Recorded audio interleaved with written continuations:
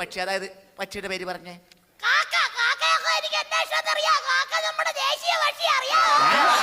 ദേശീയ പക്ഷി. ദേശീയ പക്ഷിയാണോടാ കാക്ക? സംസ്ഥാന പക്ഷി. ജില്ലാ പഞ്ചായത്തിന്റെ പക്ഷിയാണോടാ കാക്ക? ബ്ലോക്കിന്റെയാണോടാ? ഗ്രാമസഭയുടെ പക്ഷിയാണ് കാക്ക. മനസ്സിലായല്ലോ? അങ്ങനെയാണെങ്കിൽ ഈ കാക്കയെ കുറിച്ച് മോൻ 5 വാക്യങ്ങൾ പറഞ്ഞേ. 2 കണ്ണുണ്ട്, 2 കാലുണ്ട്, പിന്നെ പറയുമ്പോ വാക്കുകൾ കറക്റ്റ്. ശുണ്ടല്ല, കാക്കയ്ക്ക് നീണ്ട ഒരു സ്കുണ്ടുണ്ട്. അതെ, പിന്നെ നീണ്ട ഒരു വാലുണ്ട്.